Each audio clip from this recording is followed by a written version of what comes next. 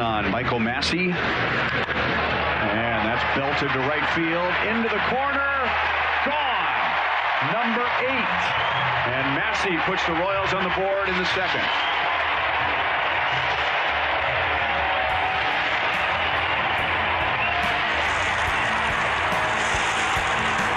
25th ribby.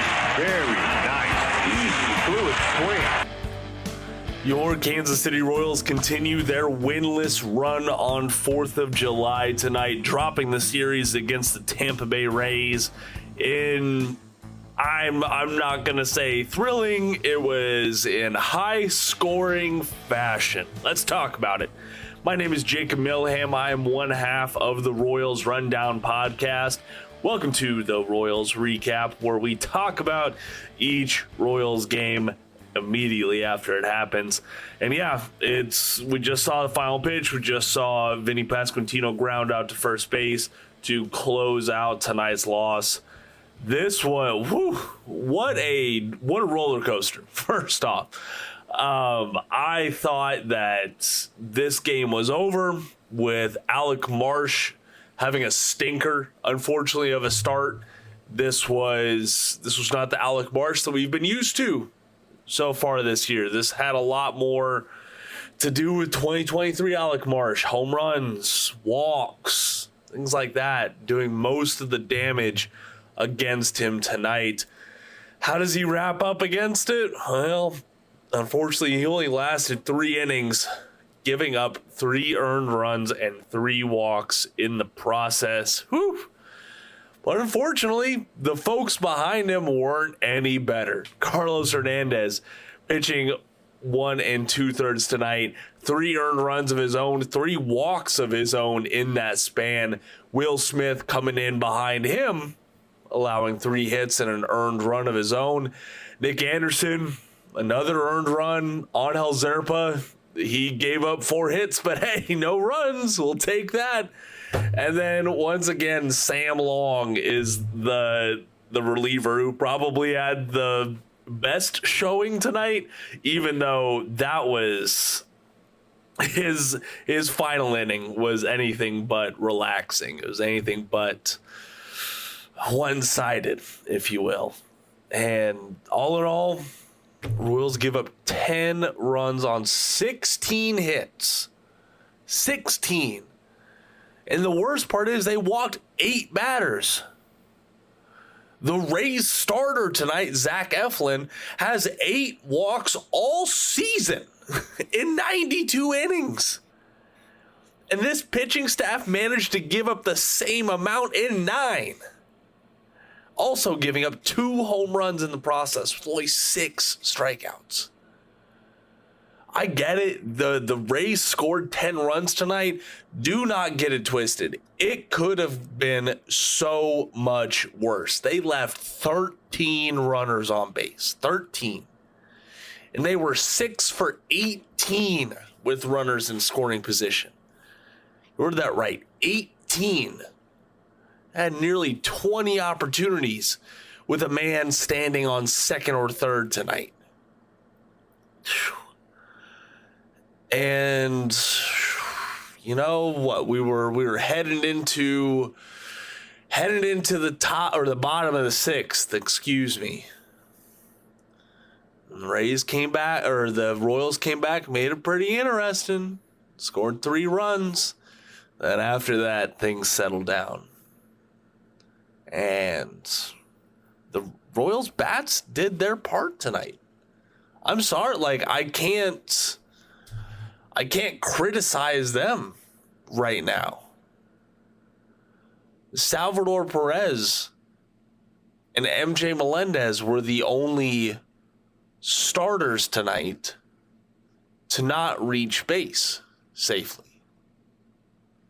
Yeah, Salvador Perez he's having a rough go of it.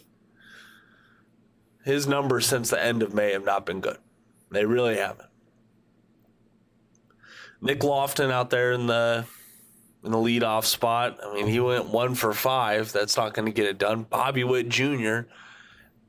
had an MVP level night, putting a ball over the fence in the bottom of the 9th inning to at least give some semblance of hope for the final out of the game. Vinny Pasquantino, I get it. He grounded into the final out of the night, but he did have a hit. He had 2 RBI of his own tonight. Michael Massey looking strong in his return to the field as well, scoring 2 runs tonight with 1 hit and 1 RBI of his own with a home run put over the right field fence, his 8th of the season so far.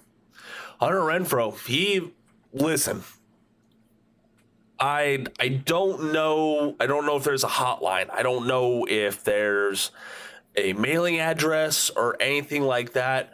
But if there is a way to send Hunter Renfroe an apology, I owe him one. Because he was one of the Royals tonight who looked great in all facets of the game. 2 hits tonight, an RBI and a run scored. Scoring from first on that run, if I recall correctly, and also had an outfield assist, just absolutely gunning down a Rays runner at second base, or trying to go into second base. Like I said, MJ Melendez, he was hitless tonight, but he only had 2 at-bats. Garrett Hampson pinch hit for him later on in the game, and Hampson put one on the warning track, scoring a run and knocking in a run of his own. Freddie Fermin, he got the bunt single. I don't know how many catchers out there are going to get a bunt single, but Freddie Fermin can get it done. Also scoring a run of his own tonight. Kyle Isbell scoring a run, getting on base with a walk and 1 strikeout on the night. Michael Garcia, he could have been the hero a couple of times. Unfortunately, he was not. He was hitless tonight, only getting 2 at-bats, pinch hitting for Kyle Isbell in the 9-hole. I don't know. This was an exhausting game. I think that's the right word for it. I'm tired after watching this game. Because the Royals felt like they were in it again until the top of the 7th.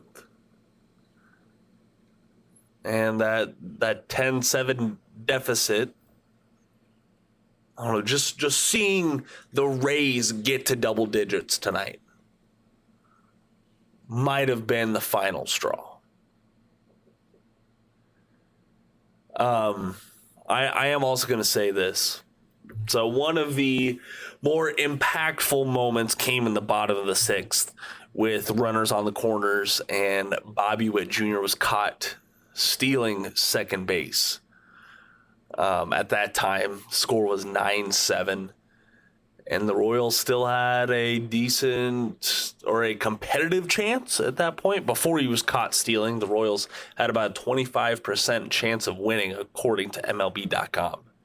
Wasn't likely, but it was still a good chance. I'll take those odds after being down 4-1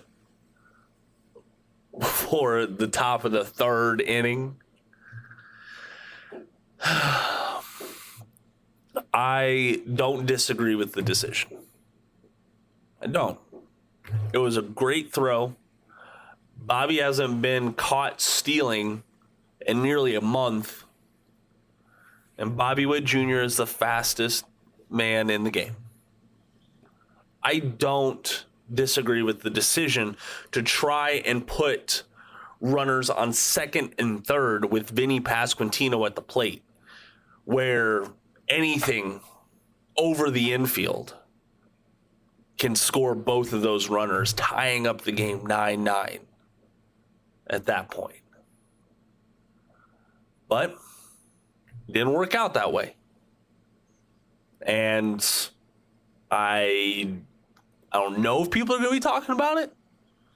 I'm sure there are going to be people calling in or tweeting or posting on social media, whatever their preferred venue is. I'm sure people are going to be calling and saying, why did Quatraro do that? Why did he send him?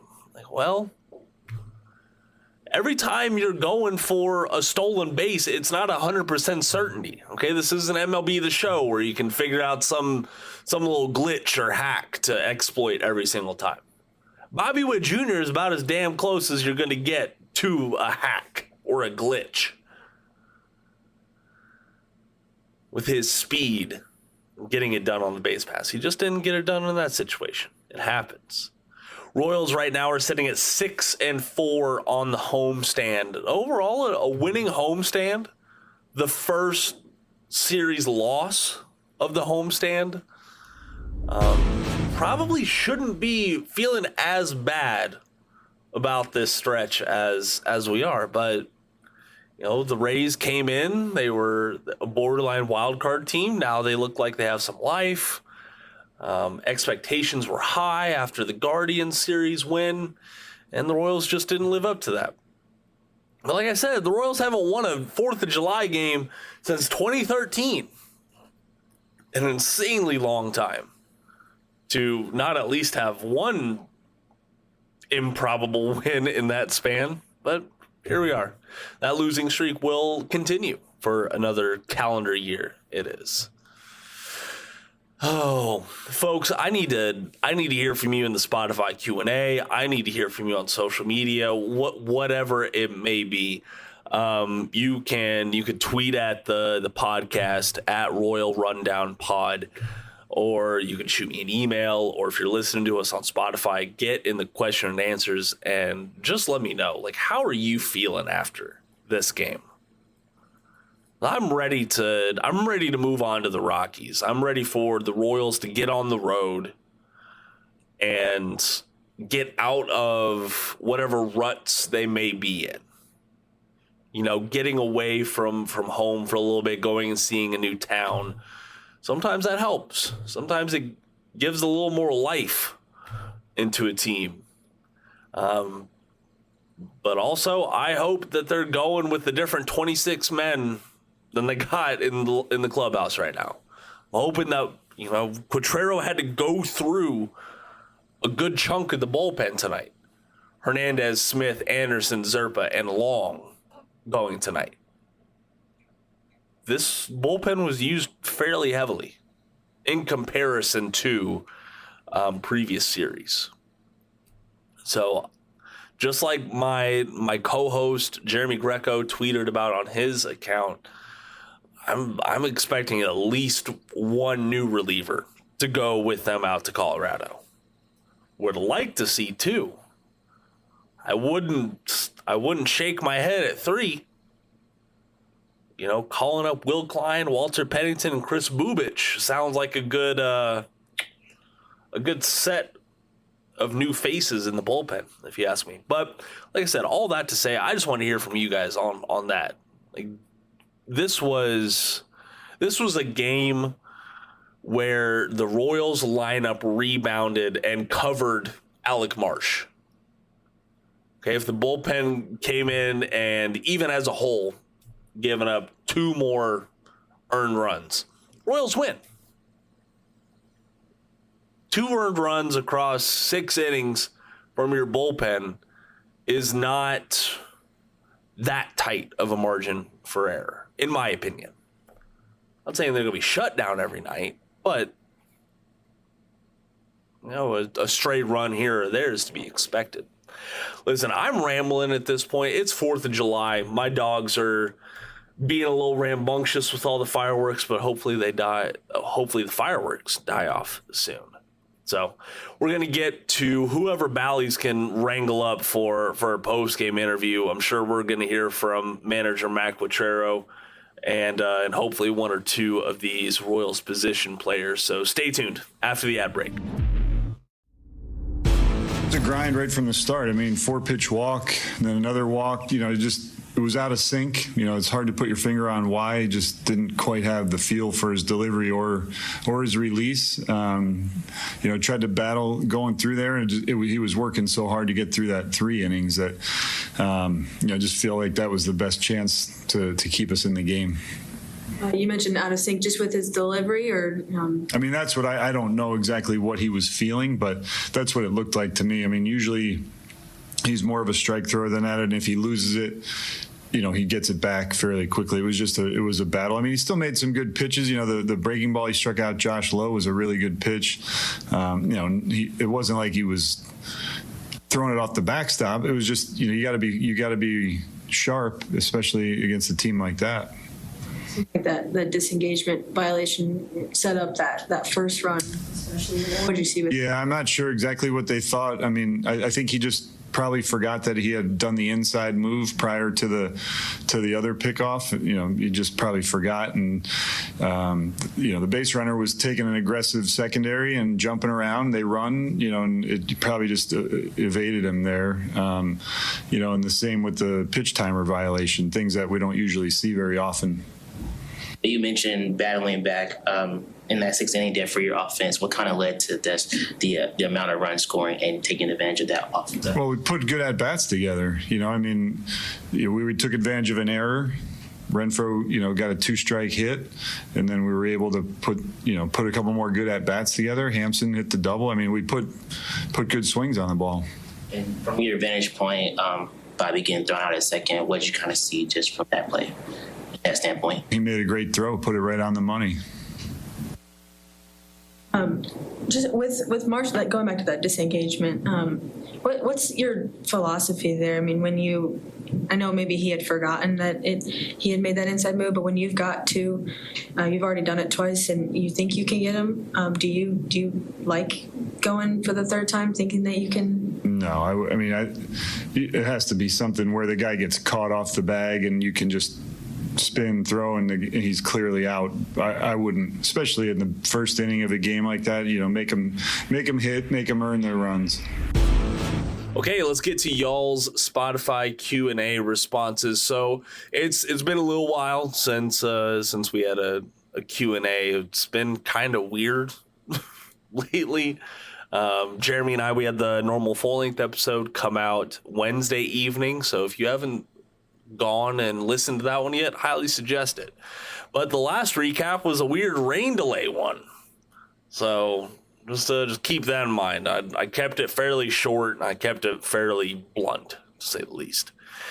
Christopher Palmer said, "Don't blame me for keeping it short. I didn't even stay up for the end of the game." Yeah, Christopher, it was tough sledding.